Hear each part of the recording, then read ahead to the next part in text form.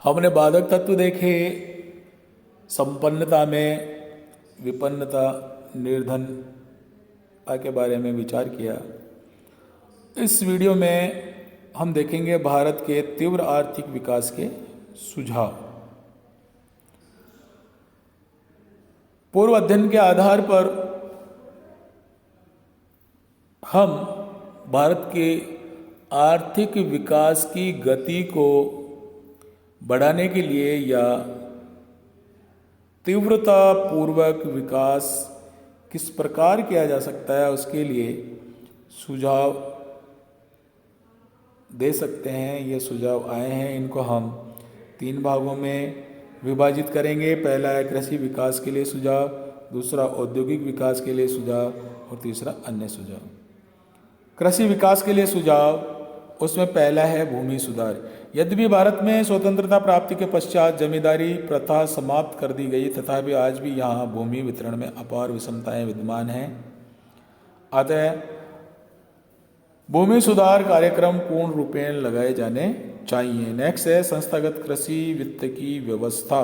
कृषि में वित्त व्यवस्था के लिए सहकारी समिति, ग्रामीण बैंक इत्यादि मौजूद हैं, लेकिन उसके बावजूद भी सरकारी बैंकों को, वाणिज्यिक बैंकों को भी कृषि के लिए वित्त की व्यवस्था करनी चाहिए, ताकि जो है हमारा जो आधारभूत क्षेत्र है वो विकसित हो सके।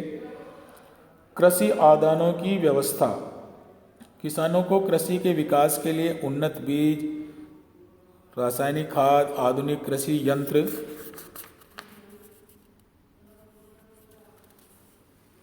कीटनाशक औषधियाँ आदि उचित मूल्य में सरकार द्वारा उपलब्ध कराई जानी चाहिए। नेक्स्ट है कृषि विपणन व्यवस्था में सुधार। वर्तमान कृषि विपणन व्यवस्था दूषित है। हालांकि कृषि उपज मंडियाँ बनी हुई हैं और सरकार समर्थित मूल्य भी घोषित करती है, उसके बावजूद भी कृषि विपणन व्यवस्था में सुधार के लिए नियंत्रित मंडियां स्थापित की जानी चाहिए। साथ ही सुरक्षित भंडार गृहों तथा यातायात के साधनों में सुधार किया जाना चाहिए। गैर कृषि रोजगार में वृद्धि।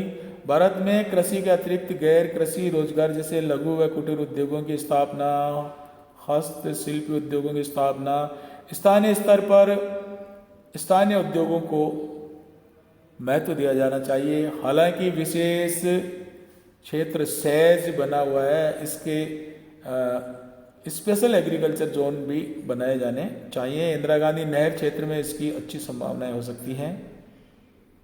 तो गैर कृषि रोजगार में वृद्धि भी आवश्यक है, जिसके आधार पर जो है हम विकास की गति प्राप्त कर सकते हैं। सुरक्षित भंडार गृहों की स्थापना, हम हर साल देखते हैं कि समर्थित मूल्य पर खरीदी गई जो हमारे खाद्यान्न हैं उनकी एक बहुत बड़ी मात्रा खराब होती जा रही है।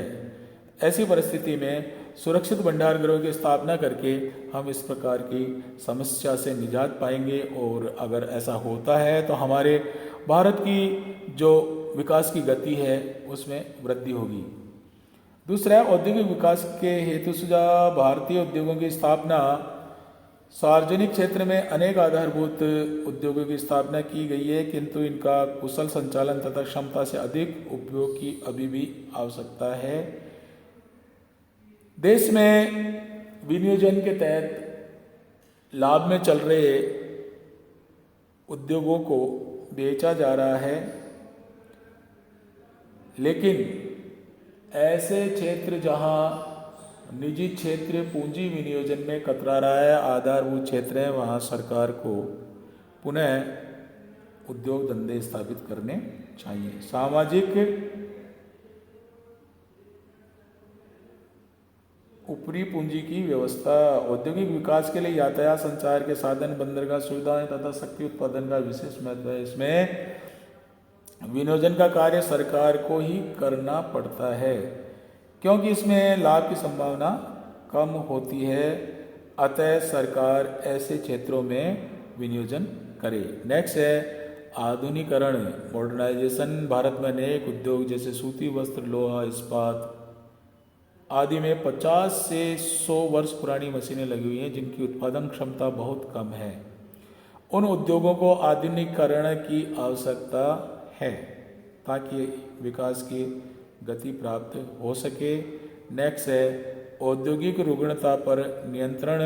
देश की औद्योगिक इकाइयाँ वित्त की कमी, अकुशल प्रबंध, ऋणों के भार, फिजूल खर्ची तथा अकुशल उत्पादन के कारण अनार्थिक व रुग्ण हो गई हैं।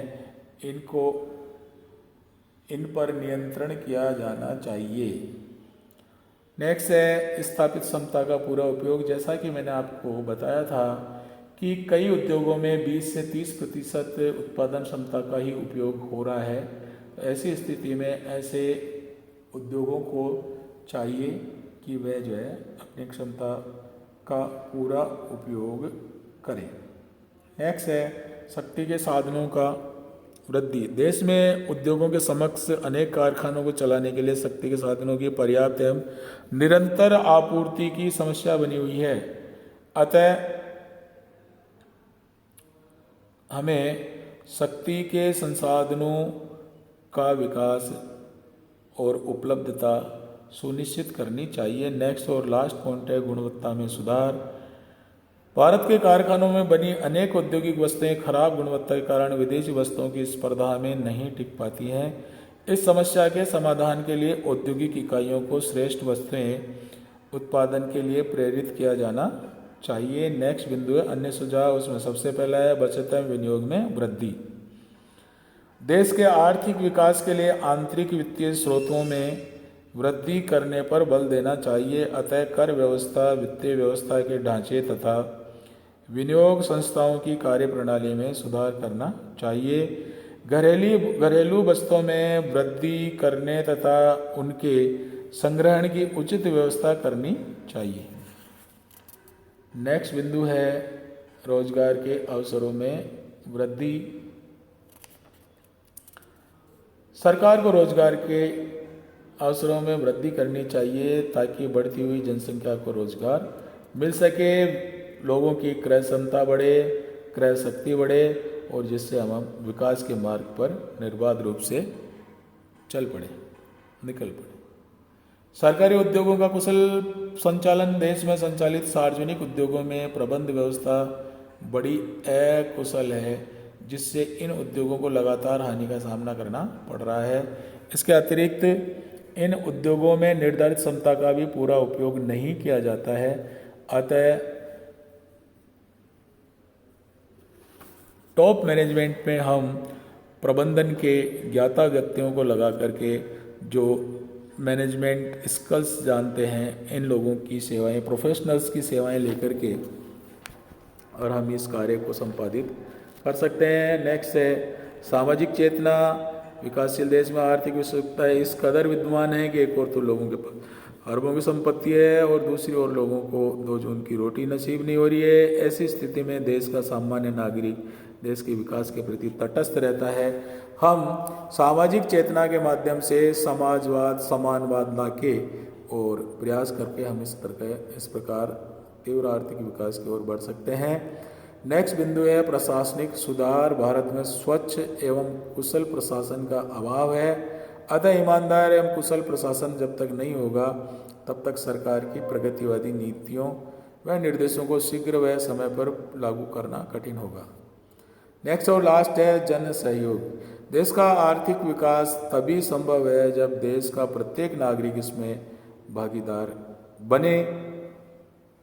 योजनाओं का क्रियान्वयन सही तरीके से हो तो हम निश्चित रूप से उपयुक्त सुझावों को लागू करके देश को तीव्र आर्थिक विकास के मार्ग पर अग्रसर किया जा सकता है। योजनाओं के क्रियान्वयन में अगर ईमानदारी व कुशलता का परिचय देंगे तो निश्चित रूप से हमारा भारत विकासशील देश की श्रेणी से निकल करके विकसित देश बन सकता है। धन्यवाद।